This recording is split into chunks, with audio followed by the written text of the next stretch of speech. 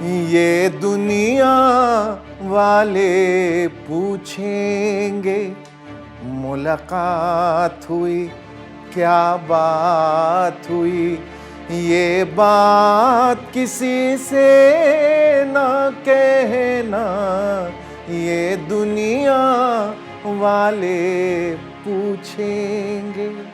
इसलिए भैया चुप रहना, वो वाली च्युइंगम खा लेना जिससे जबान पे लगाम लग जाती है, लगाम लग जाती है।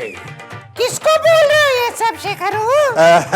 कांग्रेस के G23 वाले नेताओं, वो है ना गुलाम नबी आजाद और आनंद शर्मा वगैरह वगैरह, उन सबको, क्योंकि इनके मुंह से आज कोई आवाज ही नहीं निकली, ऐसा लगा सब गूंगे हैं।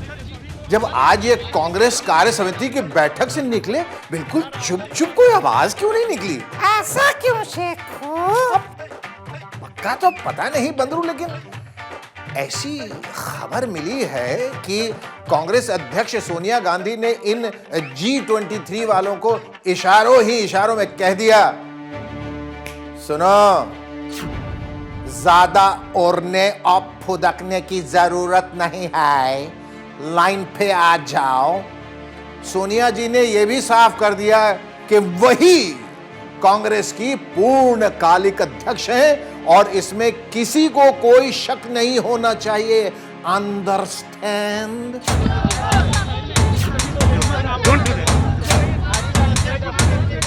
कांग्रेस अध्यक्षा श्रीमती सोनिया गांधी जी, कांग्रेस कार्य समिति के हर सदस्य ने उनके नेतृत्व में विश्वास जताया। अपने वो मिर्जा साहब का एक शेर है, मिर्जा साहब, अरे भाई मिर्जा जी, अरे मिर्जा गालिब, हाँ, उनका एक शेर है, थी खबर गर्म की गालिब के उड़ेंगे पुर्जे।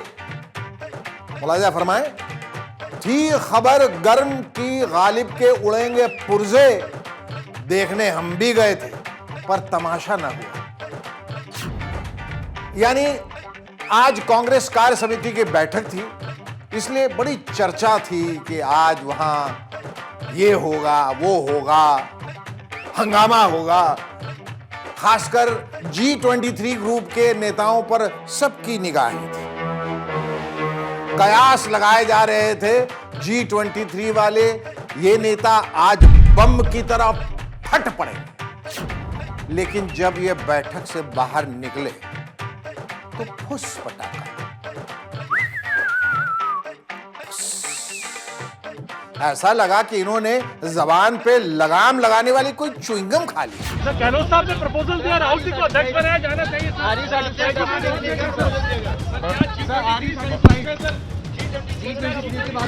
चर्चा हुई,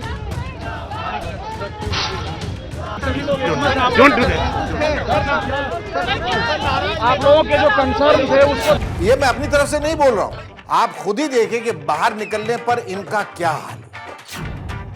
हालांकि मास्क की वजह से मुंह पर लगी लगाम तो नहीं दिखी, लेकिन अंदाज लगाम लगे मुंह जैसा ही था। सबसे पहले गुलाम नबी आजाद जी से मिलिए। बैठक से बाहर निकलने के बाद मीडिया के सवालों पर इनकी क्या प्रतिक्रिया थी, ये खुद देख लीजिए। मतलब लगा कि वाकई ये गुलाम है। सर, गहलोत साहब ने प्रपोजल दिया, राहुल जी को अध्यक्ष बनाया जाना चाहिए। ए आजाद साहब, क्या हुआ? कांग्रेस कार्य समिति की बैठक में कुछ तो बोलिए, अरे बोलिए ना आजाद साहब। सर, गहलोत साहब ने प्रपोजल दिया, राहुल जी को अध्यक्ष बनाया जाना चाहिए। अरे अरे अरे अरे, ये तो बिना बोले ही निकल गए। कोई बात नहीं, G23 के दूसरे नेता आनंद शर्मा जी आ गए, उनसे भी यही सवाल पूछा गया, उनकी प्रतिक्रिया भी सुन लेते हैं। सर, जो आप लोगों के कंसर्न थे, जो आपके कंसर्न थे, उसको लेकर क्या बात कही गई? आनंद था ही नहीं उसमें। ए शर्मा जी, आनंद शर्मा जी, कुछ बोलिए ना शर्मा जी, आप लोग अंदर कुछ बोले या नहीं? ये तो आनंद शर्मा भी बिना कुछ बोले ही निकल गया। लगता है ये सब भीतर बम क्या सुतली बम भी नहीं छोड़ पाए। यही होता है। वैसे सुना है कि सोनिया गांधी जी ने साफ कर दिया है कि कोई भी नेता मीडिया के माध्यम से उनसे बात न करे, जिसे करना है सीधे सीधे बात करे। शायद इसी का असर होगा कि ये सब चुपचाप ऐसे भीगी बिल्ली बने निकल गए पतली गली से सुमड़ी में। वैसे बैठक से बाहर निकलने के बाद सलमान खुर्शीद ने ये जरूर कहा, बहुत अच्छी मीटिंग हुई, बहुत अच्छी। जो भी है वो स्पोक्स पर्सन आप लोगों को अभी ब्रीफ करेंगे, आपको सब पता चल जाएगा। बहुत अच्छी मीटिंग हुई, बहुत अच्छी मीटिंग हुई। बहुत अच्छा ये हुआ कि अब कांग्रेस अध्यक्ष का चुनाव अगले साल सितंबर में, अगले साल सितंबर में होगा। तब तक सोनिया जी ही अध्यक्ष बनी रहेंगी और सोनिया जी के बाद कौन बनेगा, ये भी कोई पूछने वाली बात है, सुनने वाली बात। सुनिए।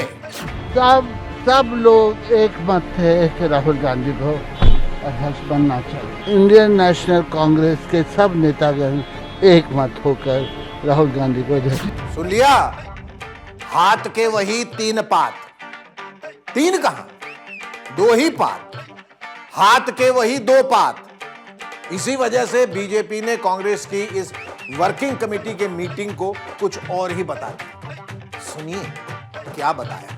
ये भी कहना गलत नहीं होगा कि ये CWC कांग्रेस वर्किंग कमेटी कम है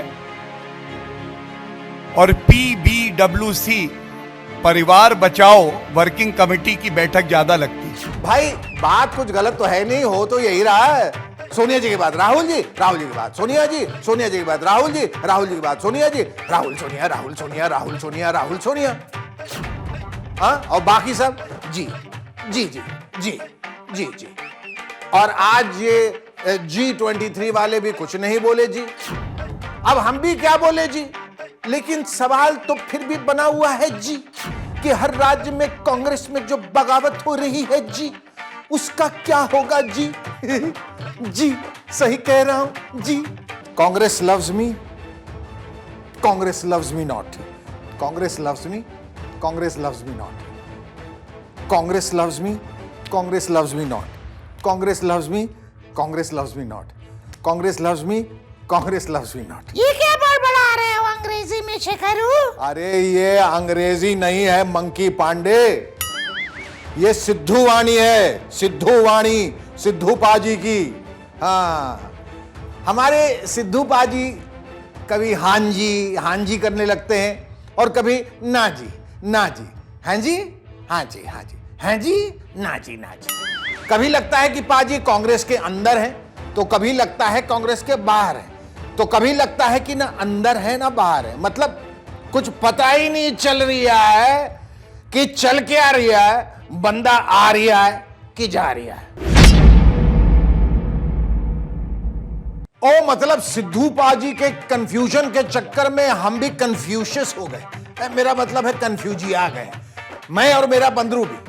पिछले शनिवार को हम आपको बोल के जाते हैं कि सिद्धू पाजी कांग्रेस छोड़ के जा रहे हैं, फिर अगले शनिवार को पाजी वहीं के वहीं मिलते हैं, बोल देते हैं कि मैं जा रहा हूं, मैं जा रहा हूं, फिर अगले ही दिन कह देते मैं तो हाँ जी मजाक कर रहा सी, मैं तो मजाक कर रहा सी।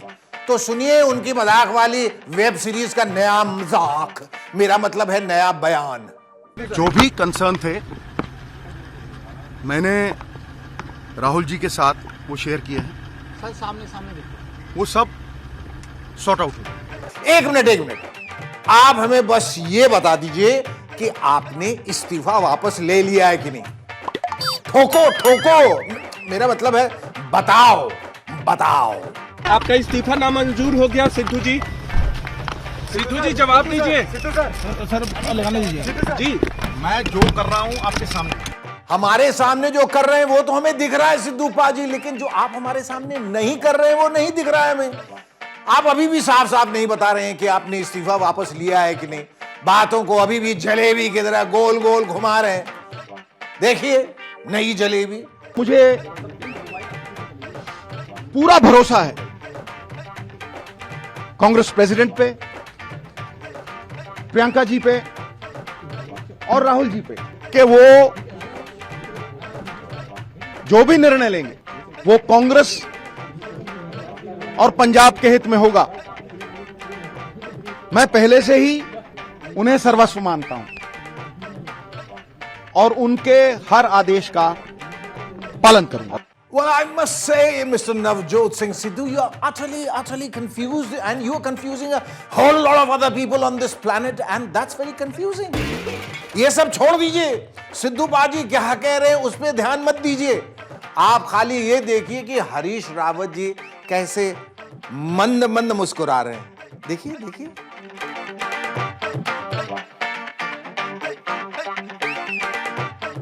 तुम इतना जो मुस्कुरा रहे हो, क्या गल है जिसको छुपा रहे हो? पता नहीं रावत जी क्या छुपा रहे हैं। हाँ, तो पाजी क्या कह रहे थे? हाँ, अब वो कह रहे हैं कि आदेश का पालन करूंगा। कुछ दिन पहले कह रहे थे कि मैं तो अड़ूंगा, ओ जी मैं तो लड़ूंगा, ओ जी मैं तो भिड़ूंगा, ओ जी मैं तो टकराऊंगा। मैं ते अड़ू ते लड़ू, जानता सब कुछ जा। उसूलों पे आँच आए तो टकराना जरूरी है और जिंदा हो तो जिंदा नजर आना जरूरी है। 2 दिन में ही पाजी अड़ भी लिए, लड़ भी लिए, नड़ भी लिए। कहीं ऐसा तो नहीं कि अंदर खाने सिद्धू पाजी ने कोई समझौता कर लिया हो? नहीं नहीं नहीं, सिद्धू पाजी समझौता क्यों करेंगे? वो तो लिखित में दे चुके हैं कि मैं समझौता कर ही नहीं सकता। देखिए देखिए, लिखित में लिख कर दिया है, रिटन में।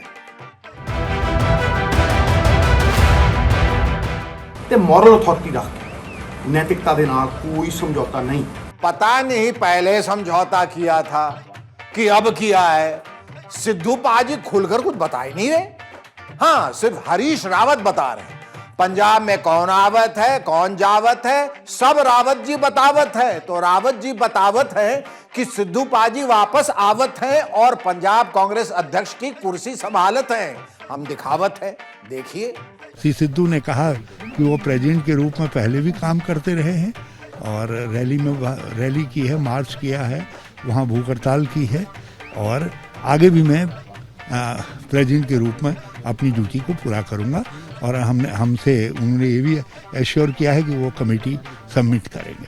तो इधर तो हरीश रावत की और मुख्यमंत्री पद के आकांक्षी, अभिलाषी, दर्शनाभिलाषी सिद्धू पाजी की दिल्ली में ये जुगलबंदी चल रही थी। उधर मौजूदा मुख्यमंत्री चरणजीत सिंह चन्नी पूर्व मुख्यमंत्री कैप्टन अमरिंदर सिंह से उनके फार्म हाउस पर अखियां लड़ा रहे।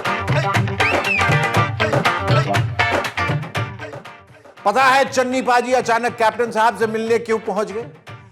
क्योंकि उन्हें पता है कि सिद्धू पाजी एक बार जिसके पीछे हाथ धो के, नहा धो के पड़ जाते हैं तो बस पड़ जाते हैं।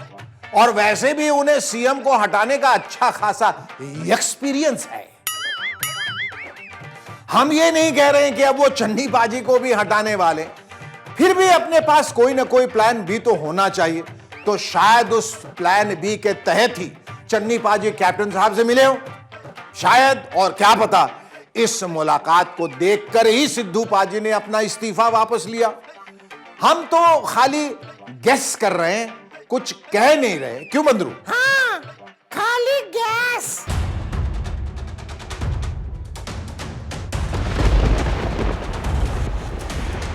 लालू यादव जी के बड़े सुपुत्र और the one and only Tej Pratap Yadav party के अंदर बम पे बम फोड़े जा रहे हैं। बोले तो एकदम में आर पार के मूड में दिख रहे हैं। आरजेडी से अलग उन्होंने अपना एक निजी संगठन छात्र जनशक्ति परिषद भी बना लिया। इसी संगठन के बैनर तले उन्होंने जयप्रकाश नारायण जी की जयंती के मौके पर एक रैली भी निकाली,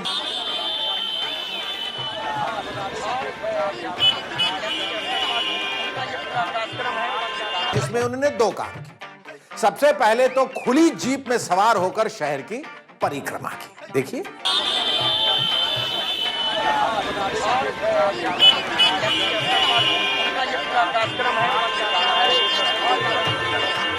इसके अलावा उन्होंने पटना में पद यात्रा भी की, यानी पद से यात्रा की, यानी पैदल भी चले। अब पटना की सड़कों का हाल तो आप सब जानते ही हैं, इसलिए याद है लालू जी ने एक बार कहा था कि पटना के सड़कों का वो हाल है कि हम क्या बताएं, इसलिए हम चाह रहे हैं कि हम उनको फलाना हीरोइन के गाल के जैसा चिकना कर दें। बहरहाल इसलिए उनके चेले चपाटों को चिंता थी, यानी तेज बाबू के चेले चपाटों को चिंता थी कि कहीं उनके नेताजी के पैरों में छाले न पड़ जाएं। इसीलिए वो तेज प्रताप जी के आगे आगे, यानी आगे आगे सड़क पर मिनरल वाटर भी छिड़क रहे थे। ध्यान दिया जाए मिलॉर्ड, मिनरल वाटर छिड़क रहे।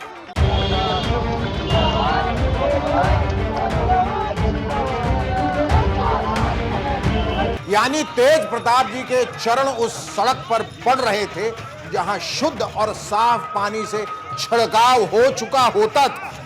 इसे कहते हैं साधना और तपस्या।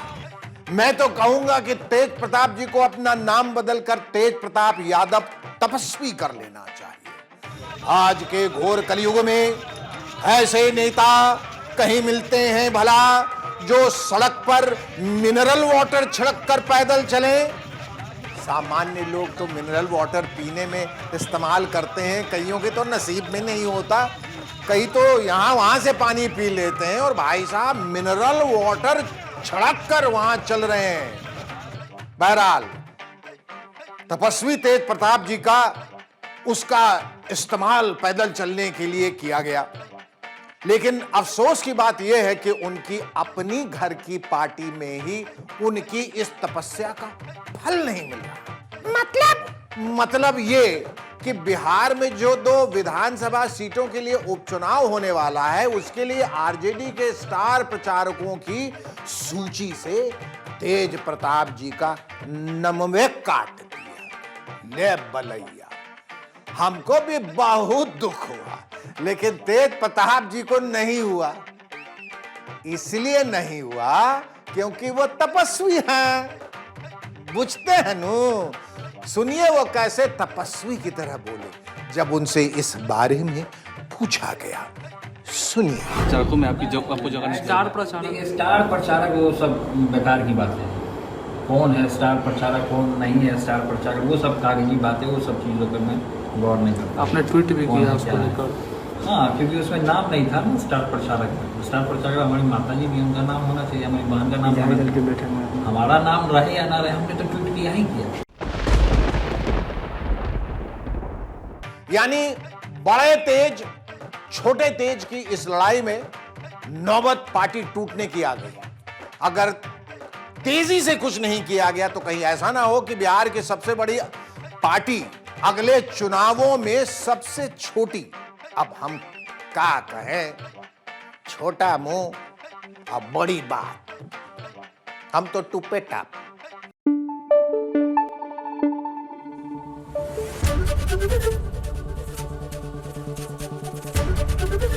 एबीपी न्यूज आपको रखे आगे।